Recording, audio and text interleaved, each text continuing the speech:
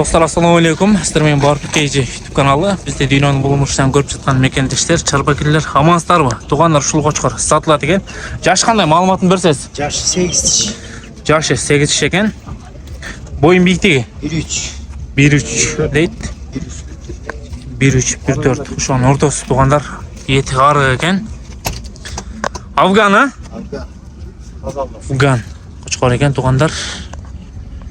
Егерде жаққан болса, номерлерді қалтырасыз, байланышсаңыздар болады. Семіртіп алсаңыздар, бұйырса жоғын еле қошқар болса керек. Бағасын қанша қойдыңыз? Бағасын $6000 қойсыз ба?